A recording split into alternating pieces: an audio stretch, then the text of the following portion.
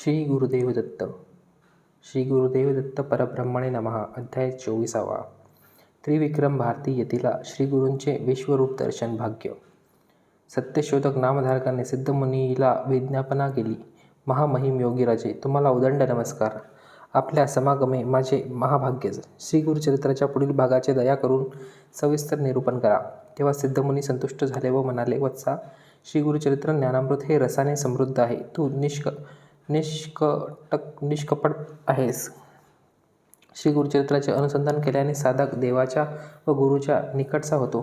आत्मोन्नतीची इच्छा असलेल्या पुण्यात्म्याने श्री गुरुचरित्राचे रसपान अवश्य करावे. इत्याद्भुत ग्रंथाचे निरूपण मी अवश्य करतो, तू ते श्रवण कर. गाणगापूरच्या जवळ असलेल्या कुमशी नामक छोट्या गावात त्रिविक्रम भारती नावाचा त्रिवेद पारंगत एक तपस्वी राहत होता.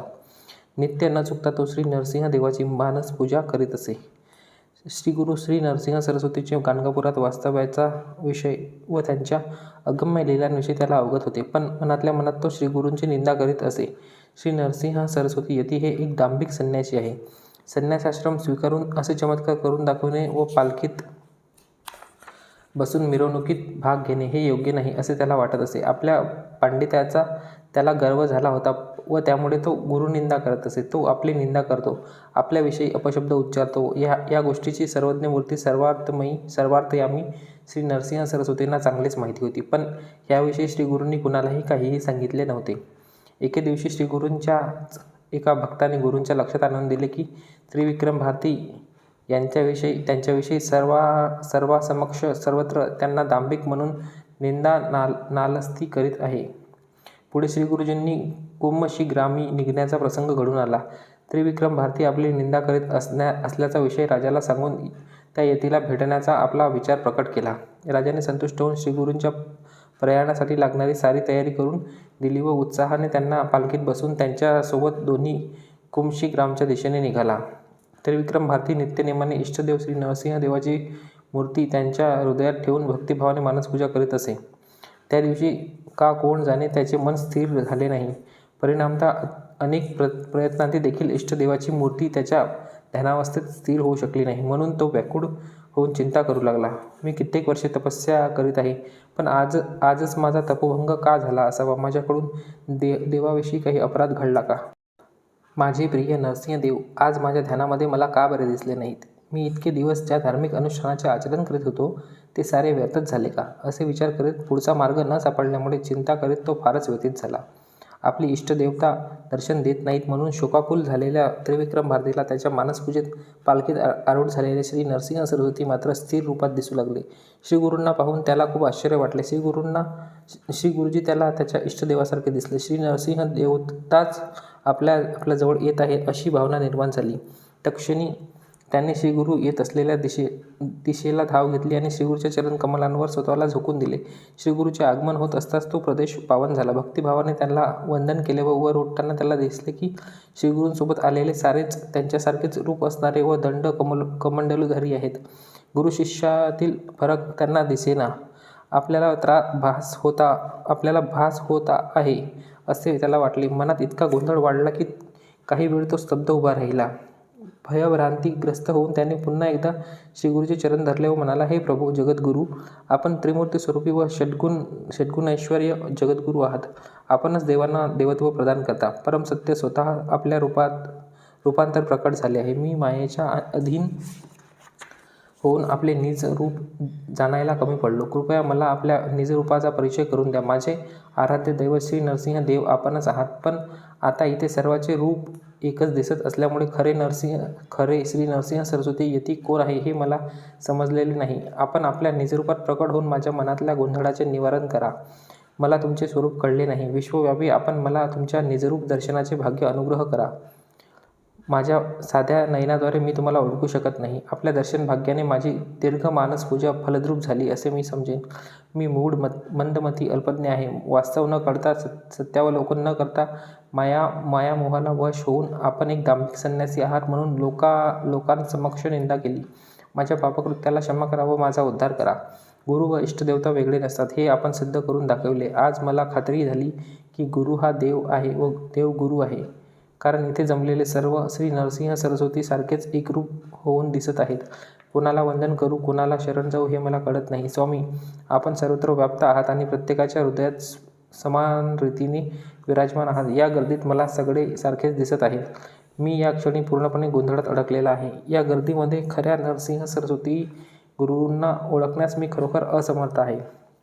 मी आपले निजरूप पाहण्यास उत्सुक आहे. तुम्हाला प्रत्यक्ष भेटण्याचे भाग्य मला लाभल्यामुळे माझा जन्म सार्थक झाला.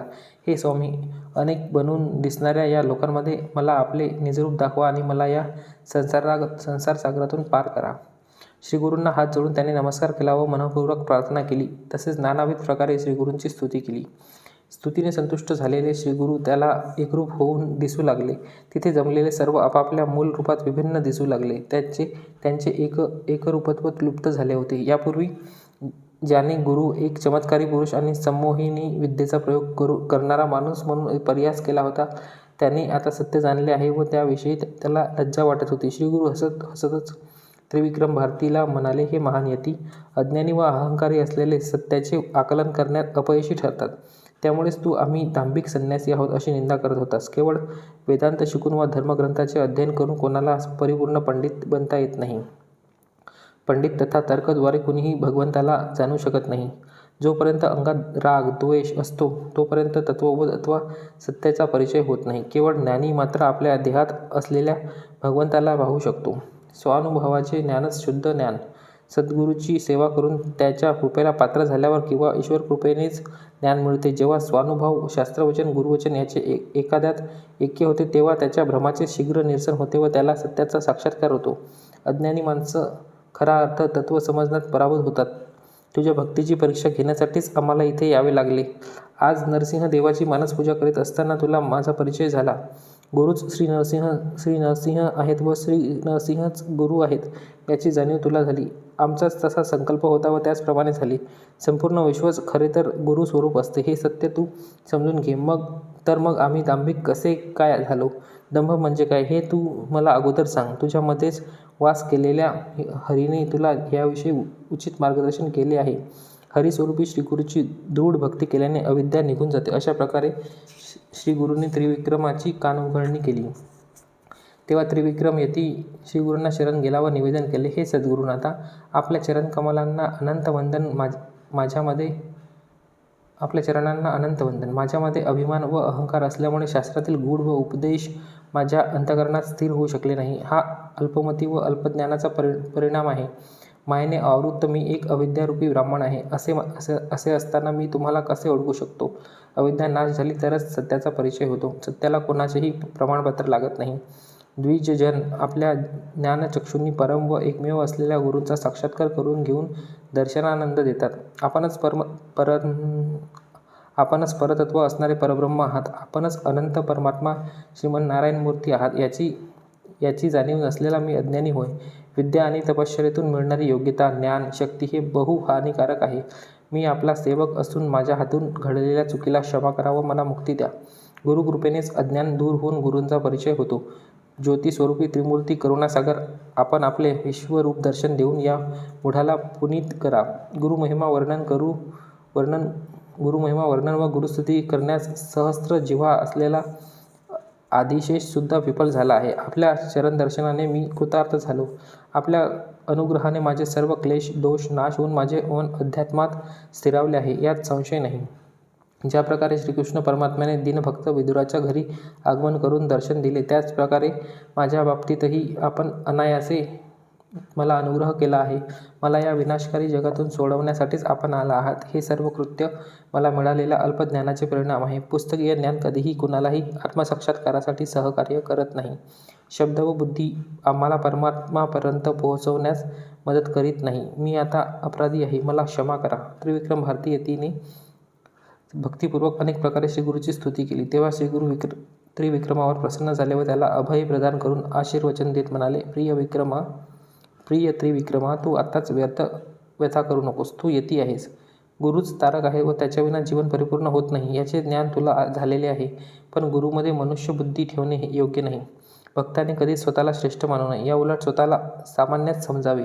परमात्मा तत्व व गुरुतत्व ही भिन्न विभिन्न नाहीत.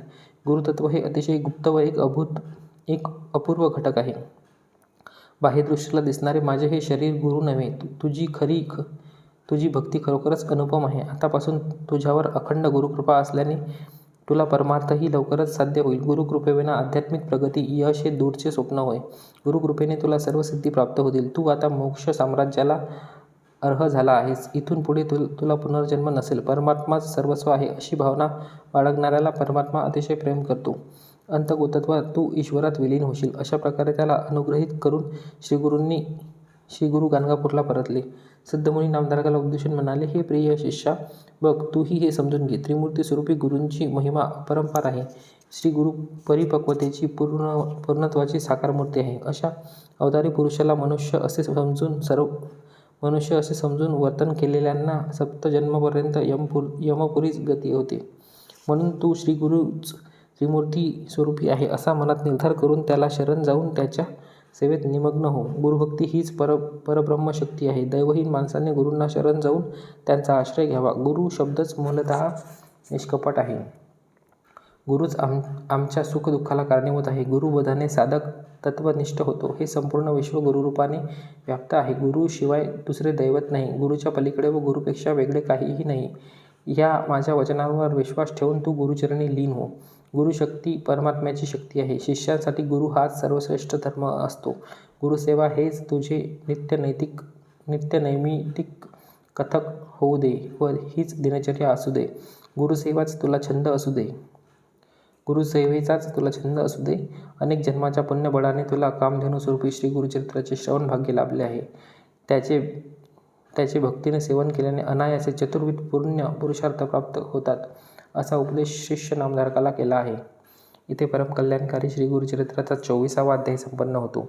श्री गुरुदेव दत्त. श्री गुरु दत्तात्रयार्पणमस्तु. श्री स्वामी समर्थ.